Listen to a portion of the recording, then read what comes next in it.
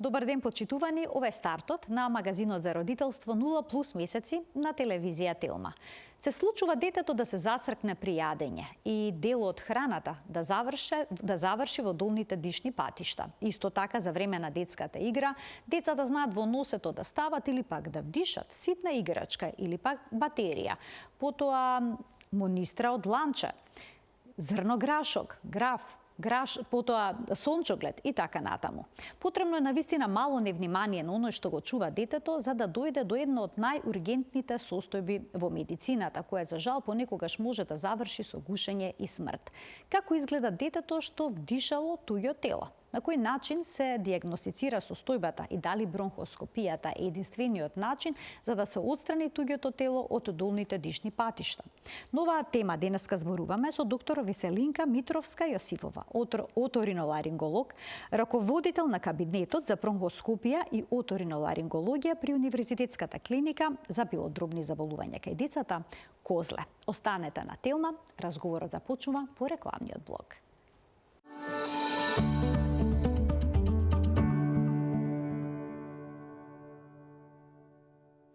Денеска ќе зборуваме за најголемите оправдани родителски стравови поврзани со детските игри, кога во носето може да завршат ситни предмети кои што понекогаш може да бидат и вдишани. За најургентната состојба во медицината, која што е поврзана со туѓите тела во долните дишни патишта. Денеска разговараме со доктор Веселинка Митровска-Јосифова, оториноларинголог, раководителка на кабинетот за бронхоскопија и оториноларингологија при Универзитетската клиника за белодробни заболувања кај децата Козле. Докторке, добре дојдовте во студиото на Телма. Добро ве најдов, Марија.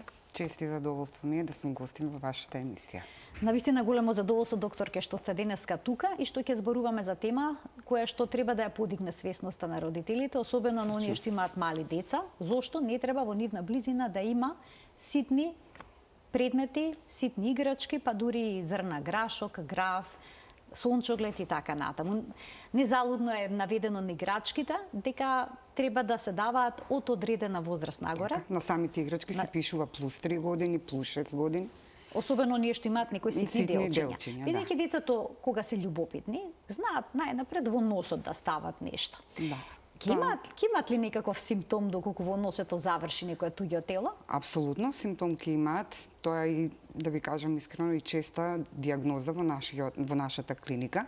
Не се случило еднаш, два пати, многу пати. И првиот симптом кој што се јавува е еднострана запушеност на носето. Кој што родителите тоа и го приметуваат. Ако не видат дека детето ставило нешто во носот, значи првиот знак е запушување на носето, затоа што самото туѓо тело, дали е тоа од органско потекло или неорганско потекло, ќе направи оток на слузницата и ќе го запуши носето. Но доколку трае подолго време, се задржи подолго време во носето, не се обрне внимание на тоа, тогаш веќе почнува и да се јавува една секреција која што на почетокот е серозна, па е мукозна, но кога ќе се појави пурулентен секрет, веќе родителите се загрижуваат и почнуваат да ставаат спреови, капки, но и тоа кога нема да им помогне се јавуваат на лекар. Кога ќе дојдат кај нас веќе со самиот преглед, доволно е тоа што ќе ни кажат дека само едната страна има проблем, другата страна нема проблем. Со предна риноскопија ќе видиме, значи, обилен, заматен, густ, пурулентен секрет, кој што можеме да го визуализираме и туѓото тело и една непријатна фетор, еден непријатен мирис од носето, па дури некогаш и сукрвица во зависност од тоа колкаво е телото, туѓото тело, формата на самото туѓо тело, дали е граб, да речеме, кој што бабри комплетно го обструира носето, и тогаш пристапуваме кон отстранување, односно екстирпација на туѓото тело од носето. Докторке, кои се поопасни туѓи тела? Дали оние што се како мал дел од играчка или пак оние што се од растително потекло? Да ви кажам вака сега, и зрното град ке бабри и може и да изрти. Може и да изрти. Меѓутоа зависи која ситна играчка е, каков предмет е тоа, мислам, дел од играчката. Дали е па и батерија, може и батерија, затоа што и батеријата е многу опасна. Дали е во туѓо тело или во дишни патишта, отпушта киселина и прави некроза на самото ткиво. Имавме еден многу интересен случај, детенца на колешка која што без да примети мајката, значи ставило бобинка од некој плод во носето И не кажало, и нормално ни едно дете не кажува затоа што му е страв да го каже тоа од родителите да не биде карано. И после подолг период, кога видела дека се случува тоа, го донесе ке нас во болница, колегата доктор Јане Бужаров го извади и тогаш детето си призна. Го ставив за да ми порасне дрво како носот на Пинокио. Што му порасна. Значи, децата се многу радознали, многу истражуваат, многу сакаат да експериментираат едноставно, да видат што ќе се случи и како ќе се случи. И многу често, како што споменавте, не кажуваат, молчат, не откриваат зошто го имаат всушност проблемот, а можеби некогаш и забораваат, не се ни свесни дека направиле некоја белја. А може ли, докторке, за време на прегледот да е туѓото тело толку длабоко во носето, што не се гледа и не можете да забележите дека има некој проблем? Да е подлабоко, значи во задните партии на носните ходници, но тоа најчесто се случува кога родителите се обидуваат да го извадат страното тело, значи туѓото тело, и тука е грешката. Колку повеќе значи инсистираат да го направат тоа, може да се побутне назад, но може и да се спушти подолу, па да се вдиши, да се лизне и да се вдиши во долните дишни патишта. Не советувате да речем ако родителот забележи туѓо тело во едната ноздра, другата нежно да ја притисне па да му рече на детето да дувне за да летне? Тоа е совет кај поголемите деца кои што знаат да го издуваат носот. Има деца, да ви кажам, многу често ни се јавува во амбуланта деца кои што се поголемки и 5-6 години, па не знаат да го издуваат носот, него едноставно го вшмркуваат. Тоа е уште полошо, затоа треба многу совесно да се каже, да се земе воздух на уста и да се издува преку носот.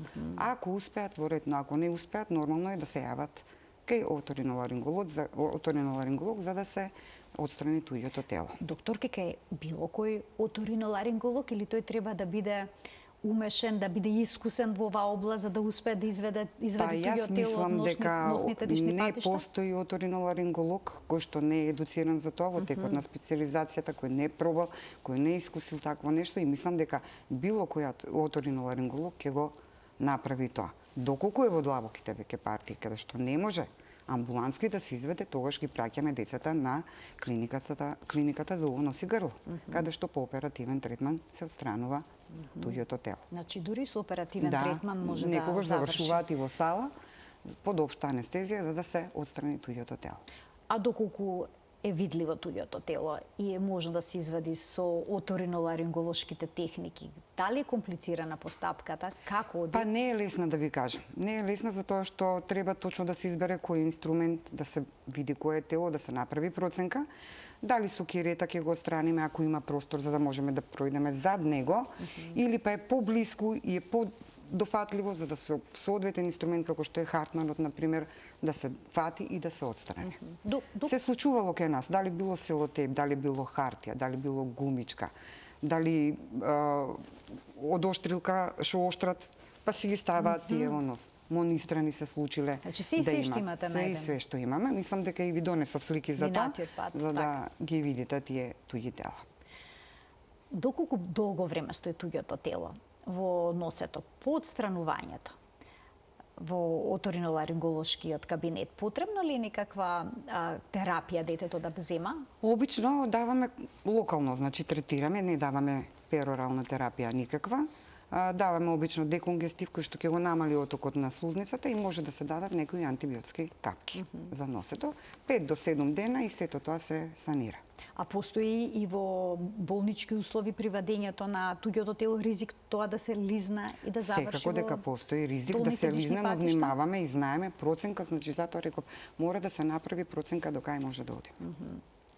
Но до сега не ни се случило. Децата предпоставам дека плачат, не седат мирни. Родителите се тука, имаме сестра која што значи мора мирно да седи и да го придржи нели детето да биде во стабилна состојба за да не се повреди едноставно слузницата на носот или носето. Но што доколку се случи да се спушти туѓото тело и да се вдиша, не мора од носот, понекогаш да било заглавено во носот и при процесот на отстранувањето тоа да се случи. Некогаш децата при игра едноставно знаат да настрадаат, дури и при јадење, Така, да ви да се кажам, застркнат, да трчаат додека имаат полна уста. затоа и почесто се случува вдишувањето на туѓи тела кај деца, затоа што децата се и кога се хранат не знаат мирно да седат, нели, знаат и да рипаат, знаат и да се насмеат, знаат и да заплачат, знаат да трчаат и тоа се све дополнителни фактори кои што го олеснуваат вдишувањето на туѓото тело. Тоа е една од најургентните состојби во медицината, може да се каже. Некаде мислам дека е четврта поред и треба веднаш да се реагира и веднаш родителите, доколку се случи таков настан, значи, се појави. Инхалирањето на туѓите тела настанува, значи, се одвива во 3 фази. Првата фаза е таа манифестна фаза, која што дава една драматична клиничка слика, една драматична воопшто слика како за детето, така и за околината која што е во близина. Почува детето да кашла, една интензивна, надразнителна кашлица, нема можност да вдиши воздух едноставно, почува да понекогаш и да помадруваат околу устата, па некогаш знаат и да се онесвестат и да повратат и затоа родителите треба да се свесни во тој момент како да изреагираат и да се обидат да му помогнат на детето едноставно да го отстрани туѓото тело. Но тоа е така наречен тој Хајмликов зафат, кој што маневар, кој што се нарекува, но може да се каже дека само 1 до 2% успеваат да се отстранат така туѓите тела и тоа не да се во трахеата спуштени долу, него доколку се над ларингсот, во хипофарингсот, тука па можеме да му помогнеме на детето, значи да го искашла, да се натера детето да искашла, за да се потикне исфрлувањето на туѓото тело. Можеме да ги погледнеме фотографиите кои што се однесуваат на прва помош во вакви случаи. Некои родители, доктор, ќе знаат детето во такви моменти да го фатат за нозе, да го кренат со главата да виси надолу. Тоа е исправно до некаде. И тоа е исправно, поарно нешто него ништо да се направи. Има тука начини на кои што може да се... Ова е тој Хајмликов захват кој што се прави кај дечиња кои што се до 1 година. Кај постарите деца е друга техниката. Значи, детето се става на едната дланка, како што е прикажано на сликата, и се потпира на ногата и се удира со раката 5 пати помеѓу лопатките. Потоа се превртува од другата страна, ако не успее така да го искашла, туѓото тело се превртува и се притиска веднаш под ребрените лаци на диафрагмата, за да се направи притисок, една компресија на белодробието и да се предизвика една кашлица со која што ќе може детето да го исфрли туѓото тело. За разлика, ке возрастните е друг. Ке возрастните секогаш се приоѓа од задната страна, со едната страна се прави, како што е овдека случајот, се прави тупаница со десната рака, левата рака се става над десната, се прави еден силен притисок, за да повторно се направи, значи таа да се подигне диафрагмата, да се направи, да се зголеми притисокот во белодробието и да се предизвика кашлицата, за да се отстрани. Значи тука некаде би требало да биде над папокот. Под ребрениот лак. Да. Удирање, значи, на грбото може да помогне, затоа што кога некој дете ќе се засркне, при возрастен, тоа некако ни инстинктивно да го тоа може да помогне, но сепак кажувам, доколку е во над ларингсот. Се она што ќе отиде под ларингсот, тешко дека ќе го помине назад ларингсот и ќе се врати. Доктор, ќе да пробаме понекогаш со прст да го извадиме, она што се заглавило во грлото на детето? Доколку има храна во устата и се гледа таа храна, да, но треба пак внимателно, затоа што и со самиот маневар на прстот подлабоко можеме да го побутнеме туѓото тело, значи дел партикла од храна, која што може да се спушти подолу и да направиме и поголема белја. Докторке, кога ќе се случи една ваква драматична ситуација и детето ќе ги има сите овие симптоми што ги раскажавте, кашлање, гушење и слично, обично по извесно време следува некоја мирна фаза, се смирува. Што значи тоа? Дека завршил проблемот, дека туѓото тело исфрлено? Доколку туѓото тело е внатре, тоа си го наоѓа своето место и веќе се смируваат симптомите во моментот. И тој така наречен латентен период, кој што може да трае неколку дена, недела, 2 максимум, затоа што во меѓувреме веќе секој организам почнува да реагира на нешто страно, нешто туѓо што е внатре и почнува да се јавуваат компликациите, односно така наречениот трет стадиум на инхалирано туѓо тело, кога се јавуваат компликациите. Тогаш почнува една пак надразнителна кашлица, сува, надрзнителна кашлица, може да се појави температура, отежнато дишење, родителите слушаат дека детето кога дише има свиркање во градите, може да им крчка едноставно кога го држат раката, кога држат да осеќаат на одредено место крчкање, и тогаш се јавуваат на лекар, доаѓаат, но за среќа во нашата болница, можам клиника да кажам, дека имаме многу искусни педиатри кои што со самите овие податоци кои ќе ги кажат, не мора да кажат дека детето инхалирало туѓо тело. Они ќе слушнат температура, кашла, свирка во градите, но кога ќе ги стават слушалките, веќе добиваат една слика дека има можност за инхалирано туѓо тело. Затоа што ако имаме заглавено туѓо тело, секогаш обично е еднострано, почесто е од десната страна заради анатомската поставеност на главните бронхи, што се, десен и главен бронх, и се обично оди затоа што е покосо поставен, оди секогаш од десна страна. Почесто, мислам, не секогаш, него почесто. И кога ќе слушнат разлика во дишењето или некој хук во слушањето, тогаш веќе се посомневаат за инхалирано туѓо тело и почнуваат детално да ги испрашуваат родителите за да извадат податоци дали некогаш во скоро време се случило некој акт на загрцнување. Сега скоро имавме едно детенце од натрешноста кое што го пратија после 2 недели лекување во болницата кај нив, затоа што после 2 недели родителите ја кажале всушност правата вистина што се случило и како се случило. Тамо докторите не се криви, значи они лечат пнеумонија. Даваат све што треба, но гледаат дека текот на болеста не се смирува, него останува наодот ист. И тогаш почнуваат подетално да ги прашуваат и родителите тогаш признаваат дека... Велите, тогаш признаваат? Да, тогаш признаваат. Сакате да кажете дека кријат понекогаш? Ова беше случај кај што беа 2 сестрички постари и мајка. Детето било само во соба со сестричките, мајката била во дневната соба. И кога се случило актот на загрцнување, мајката се стрчала, но детето држало јаболка во раката и не било гризнато, и на крај памет не и дошло да праша дали детево нешто друго. Но сестричките јаделе сончоглед и му дале сончоглед, и баш таа слика ви ја издади. Да, ќе видиме во текот на емисијата. Дека тоа се јави, мислам, ноќно време се јави дежурната екипа од Козла. Морам да ја пофалам, значи, екипата педиатриска која што се јави, без некој посебен наод, да речеме, на белодробието, но самиот податок кога го добиле, веднаш се јавија и не повика, се договоривме, во 8 часот отидовме, и кога, бидејќи бронхоскопијата е златен стандард за да се потврди или да се исклучи инхалирано туѓо тело. Значи, велите златен стандард и при диагностика, докторка? И при диагностика, бронхоскопијата не се прави само кај...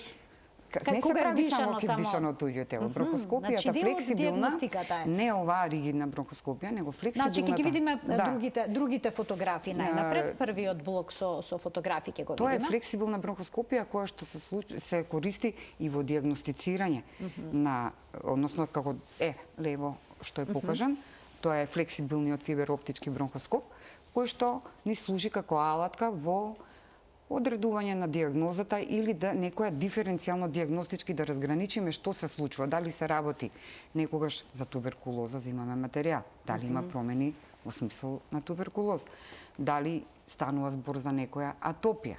Кај возрастните, например, ова се работи за диагностицирање на тумор на белите дробови. Па се користи и земање на материјал кој што треба да го испратиме, дали ќе биде тоа за микробиологија, дали за патохистологија, дали за еозинофилија во дренажниот секрет, така да не е само за вадење на туѓи тела. Сега, докторке, на каков начин се влегува преку носот, преку устата, како влегувате во белодробието? Со флексибилниот фибероптички бронхоскоп се влегува преку носето. Добра. Преку ларингсот, доаѓаме во трахеата и потоа гледаме, значи ги гледаме, визуализираме сите видливи орифициуми, отвори што ни се до гранањето, до кај што фибероптичкиот бронхоскоп може да стигне. Јас ке заболам од режија другите слики да не ги пуштат, кои што се однесуваат на бронхоскопија и туги тела кои што вие ги имате извадени на сликата, во болнички за разлика услови. од фибероптичкиот бронхоскоп, овдека е ригидна, ова е капаче од пенкало. Значи ова е капаче од пенкало извадено од дишното стебло. Дишното стебло. Да. Така, тоа можеме обично да видиме. децата во школа знаат, нели, да си клац, клац, да се играат со пенкалото и да се случи такво нешто. Ова беше, ми се чини, 7-8 годишна дете, кое што се случи, ама беше пред многу години. Можеме да ги видиме и останатите фотографии, јас ќе ги поберам од режија додека тие ги пуштат. Ќе ве прашам дали веќе секако јасно дека ризикот од тоа дали ќе биде лоша, колку ќе биде лоша клиничката слика кај детето, зависи од местото каде што ќе се заглави туѓото тело. Апсолутно. Но дали Еве го, еве 3 сантиметри лушпа од сончоглед. Од сончоглед, да, 3 лушпа од сантиметри. сончоглед и потоа признаат сестричките дека они му дале на детето. Тука можеме да видиме еве Ова е веќе целата сетот опрема. за ригидна брохоскопија. Со ригидната, ова е сунгерче. Ова е сунгерче. Да, ова е лешник, дел парче од лешник. Ова е сончоглед, значи партикла од сончоглед. Повторно Цел сончоглед. Цел сончоглед, да, цело ова е зрно. цело зрно сончоглед со се лушпа, значи. Ова се делчиња од сончоглед, значи лушпа имаме и неколку партикли од ваквото. Ова е бадем или лешник, не сум сигурна да ви кажам. Ова е кикирика. Да. Ова е бадемче. Ете Ништо зошто мало. вела да нема во близина на детето Никогаш, кигирики, значи во близина, ова е лешници. интересно многу. Да, ова Значи, ова е шпенадлите што ги Шпенадличка, ставаме за хартија на зид, нели, да ги закачиме. и таа беше во долните дишни во патишта. долните дишни патишта. И Значи ке било дробијето. ке белодробието со игличката еве свртена. Намерно ја ставив ова графија за да кажеме, ако може тука да се стопира, дека не секое туѓо тело можеме да го видиме на рентген графијата. Само металните делови се гледаат. Тоа значи Пластиката, кикиритка не, нема да видите? кикирика, орев, ништо. Можеме да видиме само индиректни знаци за постоење на туѓо тело, како што е ателектаза, односно колапс на белодробието, кога е комплетно затворен луменот на делот кај што е зафатен, бронхиолите кои што се зафатени, значи со туѓото тело, тогаш колабира белодробието, доколку па има простор да се малце простор, лесно се вдишува, но многу тешко се издишува и добиваме тогаш една хиперинфлација, односно зголемување на воздухот, или ќе добиеме наод како за пнеумонија, на одредена, локализирана, баш пнеумонија каде што е туѓото тело. Значи само доколку се метални предметите, Метални тука гледаме предметите, некое тоа е некој тоа што го клинче, видовме штрафче. жолтото. Аха. Пластичното не се гледа, но Само металниот дел. металниот дел се гледа во десното А за белодробие. сето останато бронхоскопијата потоа ќе биде дел од Бронхоскопијата потврдува значи дали има туѓо тело или нема туѓо тело. Златен стандард за дијагностицирање дали ќе се види или ќе се исклучи постоење на туѓо тело. Пред да преминеме како ќе се извади туѓото тело, би сакала да ве прашам зошто вела дека е најопасно да се вдиша зрнограв? Тоа што ви го кажав и преска во носот што се случува, Истата истото се случува ситуација. во белите дробови. Бабри и комплетно доаѓа до обструирање, односно комплетно го затвара луменот на бронхот. И апсолутно тогаш не може воздух да влезе. Колапс имаме, а поготово ако е значи во лев или десен главен бров, имаме колапс на целото белодробие, а не да Боже да е во трахејата, тогаш веќе може да настане и асфиксија. Трахејата гушење. всушност е средишниот дел, да? дишникот, И кај што е до- од гркланот до прачвањето на трахејата, значи на дишникот до на Ако белиот. таму се заглави, воопшто не може Воопшто, да. Тогаш веќе стварно треба хитна постапка да се однесе што побрзо до болница и доколку се процени, може дури да се направи трахеотомија, ако туѓото тело не може да се извади преку гласилките. Ако е многу поголемо, значи од гласилките, тоа многу полесно влегува, но потешко излегува. Ако е неправилна форма некој и процениме дека може да се оштетат гласилките, тогаш хирурзите го прават тоа на тој начин што прават трахеотомија и со бронхоскоп се екстирпира туѓото тело, се вади туѓото тело и после тоа се затвара стомата. Стресна ли е бронхоскопијата за децата? Стресна е како за децата, така да ви кажам и за тие што ја работат бронхоскопијата, затоа што не е едноставно да се влезе во дишните патишта, не е едноставно да се визуализира, не е едноставно со самата клешта да фатите туѓо тело и да го извлечете, затоа што некогаш се случува, ако подолго време траело, па се создаваат грануломи, односно израстоци од слузницата на самото ткиво, и тогаш можете да закачите и гранулом, па ќе се јави крварење, па ќе го изгубите видното поле. Па се ставаат соодветни лекарства за да се прекине крварењето, да се намали крварењето, за да може повторно да се визуализира туѓото тело и да се екстрипира, да се отстрани со клештите. Успевате секогаш од прв обид да го отстраните туѓото тело? Не секогаш, значи има случаи каде што правиме и 2 пати и 3 пати. Тоа е обично кај тие туѓи тела кои што стојат многу долго време и кога имаме веќе, како што кажав, издрастоци, па многу секрет, па не може да се визуализира, па е пониско поставено туѓото тело, па тогаш значи се враќа на оддел детето, за 3-4 дена прима соодветна терапија, значи прима антибиотик, прима кортикотерапија за да се намали отокот, да се намали секретот во дишното стебло, за да повторно влеземе и полесно да го отстраниме туѓото тело. Ке ги вклучиме и гледачите, почитувани од овој момент можете да поставите прашање во магазинот за родителство 0+ месеци, телефонскиот број е веќе испишан, колку што можам да забележам на екраните, така што ве очекуваме доколку имате некакви дилеми и прашања поврзани со темата за која што зборуваме, а тоа најургентната состојба во медицината, вдишување на туѓо тело, но во детска возраст овој пат се концентрираме. Докторке, дали самиот зафат бронхоскопски носи некакви ризици? Колку време треба да трае? За колку време треба да се отстрани туѓото тело? Обично трае околу 30 минути, па и 35 минути. Инаку, како ме прашавте? Дали постојат некакви ризици? Да, ризици, како и секоја интервенција, значи си носи своји ризици. Но се многу минимализирани, морам да признам, затоа што прво секогаш бронхоскопијата се почнува секогаш со фибероптичкиот бронхоскоп. Се влегува преку носето, доколку е потесен каналот, повулнерабилна слузницата, поосетлива на крварење, доколку станува за дете што е со атопија ткенив многу полезно, може да се случи да прокрвари од носето. Меѓутоа, кога ќе влеземе веќе преку носето, кога ќе стигнеме до влезот на ларингсот, влегуваме, после тоа веќе нема ризик од таа интервенција. За разлика пак од незе, кај бронхоскопијата што е ригидна, значи, тука може да постои поголем риск, раскрварување, кршење на запче при самото влегување. Но порано се случувале тие ризици кога немало оптика, кога немало камера.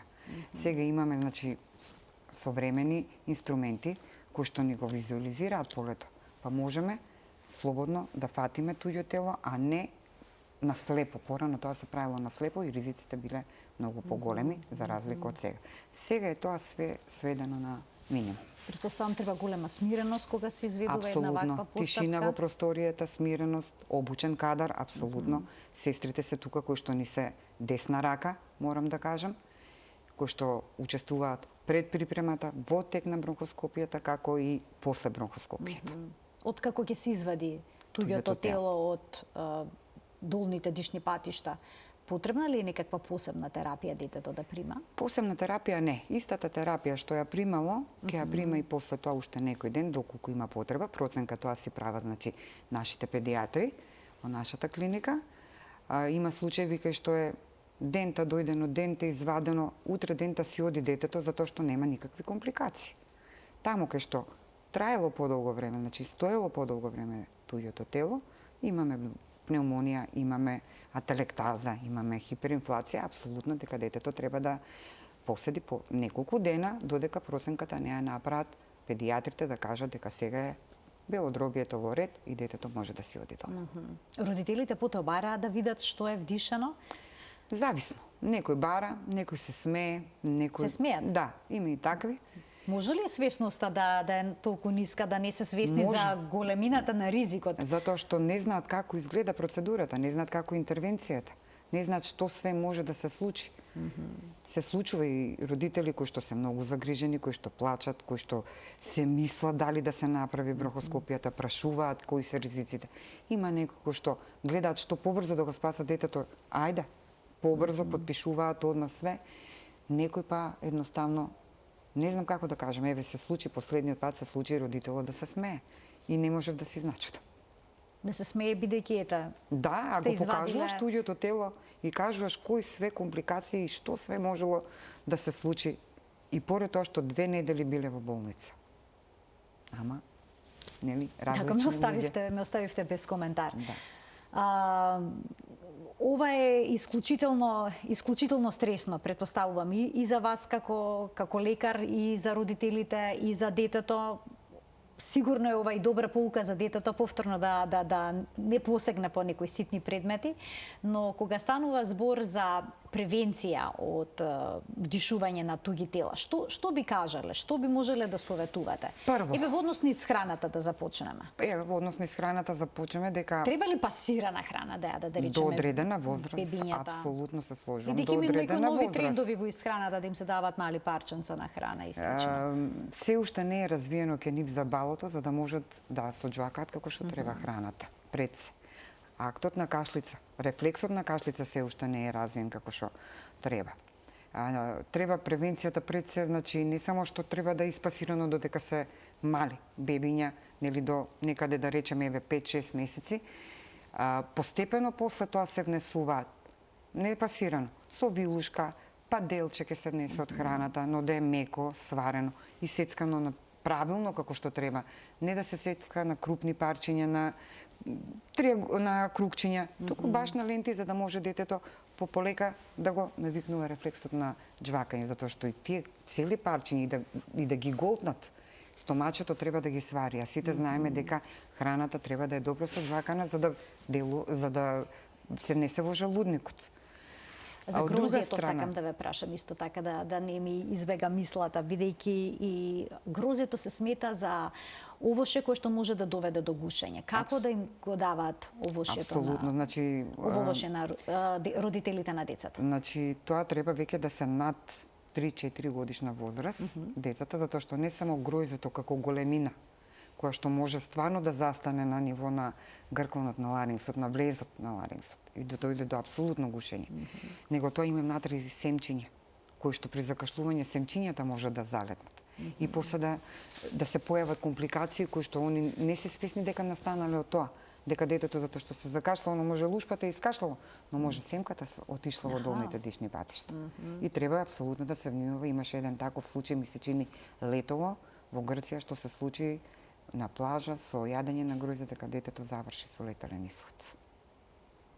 И треба да се внимава многу. Значи многу треба се зрно грозје на дете не сме да се даде до одредена возраст. Барем 3-4 години кога веќе и да не се трча. Тоа треба да се внимава. Децата се многу активни. Значи додека јаде, да се научи детето да седи, да јаде, да не се смее, да не зборува, да не рипа, да не скока. Мора тоа да се превенира за да не се случи таков немил настан. Докторке, доколку се случи, доколку се забележат драматични симптоми со засркнување и слично, дали е задолжителна потоа дали е задолжителен лекарски преглед кај оториноларинголог? Да ви кажам нешто, тоа обично не одат кај оториноларинголог, кога такво нешто ќе настане, обично одат кај матичниот педијатар или доаѓаат директно во болница. И има многу совесни родители кои што стварно после такво нешто веднаш доаѓаат или после 3-4 сата ќе дојдат за да се консултираат или ќе видат дека фали некое делче од играчката.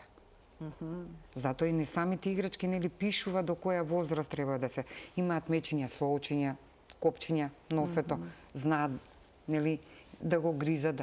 И кога ќе видат нешто дека фали, треба значи да се внимава строго децата кога ќе почнат да лазат, кога ќе проводуваат, да нема во близина ситни предмети, ситни играчки или играчки од кои што може делче да се отстрани, а за хранењето веќе кажав.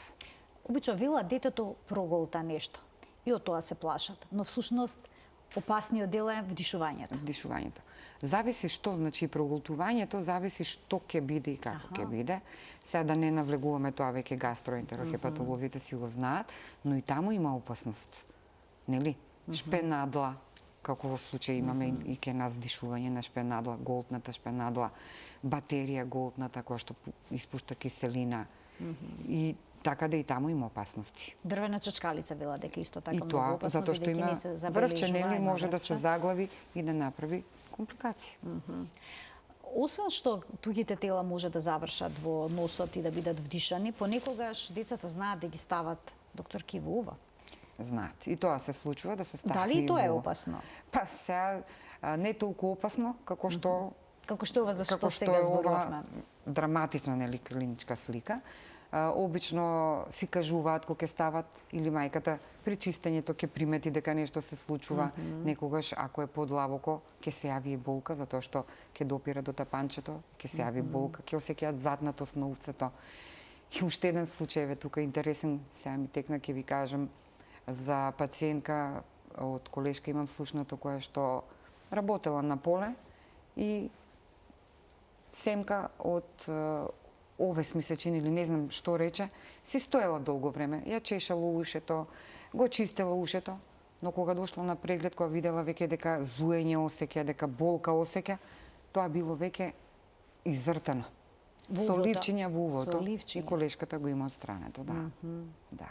Некогаш инсект може да се заглави. Инсект е многу непријатно, затоа што самиот тој не знае кај се наоѓа и удира на тапанчето и тоа и самото зуење е многу јако, а и удирањето по тапанчето предизвикува јака болка. Тогаш веднаш доаѓаат на лекар, но со испирање веќе тоа се средува, со испирање на ушниот канал успеваме да ги отстраниме инсектите од. А дали родителите можат да се обидат од увото самите да го отстранат предметот доколку детето ставило нешто ситно во Обично увцето, пробуваат во надворешниот канал? Обично пробуваат со пинцета, нели? Тие што се чупаме, успеваат, не викам не, но да внимаваат да не го потурнат понатака. Оти после потешко е вадењето. Да. Значи сепак и тука треба да си се јават на оториноларинголог. Треба, ако се вични, ако детето е мирно дома, соработува, нема проблем. Но ако веќе не може, тогаш ќе дојдат и кај нас да се отстрани. Чести се овие интервенции? Па, порано беа, да ви кажам, почести. За ушите беа почести, но сега веќе така поретко се наоѓа. Доаѓаат, мислам, поретко за такви работи. Обично тоа се случуваше на ушна клиника и возрастните знаат. Обично е и тоа, сега ми текна дека се случи едно дете на преглед кога ми дојде, докторка не слуша на едното уво и беше воспалено пред месец дена и кога направи преглед видов дека нешто зелено има внатре. Нешто има. Викам нешто да не ставало. Не. Испадна на крај дека бабата парчиња алоe вера ставала внатре. Тие се засушили, сега го запечатиле каналот и не може да слуша нормално детето. Многу отстранив. Немаше. Така, чувар куќа, мислам дека го викаат и често пати знаат да капнат. За капнувањето капнуваат, но парчиња беа ставени, неколку ситни столчени парчиња и ставени внатре во увото. Ете туѓо тело и ете проблем. Да. Доктор, ќе ви благодарам многу за вашето денешно гостување. Ви посакувам многу успех во работата и што помалку пациенти, доколку се вдиша туѓо тело во долните дишни патишта, дали веднаш треба да се упатат? Всушност во универзитетската клиника сега за белодробни заболувања кај децата во Козле. Искрено, доколку самиот педијатар, матичниот педијатар еве, ние сме референтен центар за брохоскопија кај деца. И од цела Македонија доаѓаат за брохоскопија кај нас. Така да сите матични лекари и од натрешноста и од Скопје ги препраќаат кај нас во нашата клиника. Доколку е вдишано туѓо тело, не постои друг начин да се отстрани? Не. Апсолутно не. Значи брохоскопија е златен стандард. Златен стандард е брохоскопија. Само од себе нема да биде искашлано, така? Некогаш ви кажав, тоа е многу ретко да се случи. Тоа е во 1-2% од случаевите според литературата дека успеваат спонтано да го искашлаат туѓото тело од долните дишни патишта. А што ако матичниот доктор не се посомнева на време дека има туѓо тело во долните дишни патишта? Што значи ненавремено поставена дијагноза, ако стои месец, тоа два? Тоа се случува затоа што самите родители не го кажуваат тоа. Не е дека докторот погрешно поставил дијагноза. Докторот го слуша, да, има наод, ќе направи анализи нормално кои што следуваат, ќе даде терапија, но кога ќе му дојде после недела дена на контрола и самиот родител ќе каже нема подобрување, он ќе види дека нема подобрување, тогаш веќе ќе се продлабочи анамнезата, ќе се распрашува во родителот и ќе се дојде до правата причина зашто болеста не поминува. Болеста, значи, може да не поминува токму поради ова. Да. И секогаш, доколку има оваков драматичен настан со засркнување, мора да биде известен доктор. Да, би требало да биде барем матичниот доктор да биде известен. Доктор, ќе ви благодарам уште еднаш за вашето гостување. Ви благодарам, Па Марија, ќе на повторам, поканата. се надевам што помалку вакви зафати дека И ќе јас има. се надевам дека треба малце нивото на родителите да се подигне за стварно да се внимава, затоа што стварно може да дојде до сериозен проблем. Почитувани, ова беше се во денешниот магазин за родителство 0+ месеци. Зборувавме за една исклучително драматична ситуација која што за жал понекогаш може да заврши и со гушење.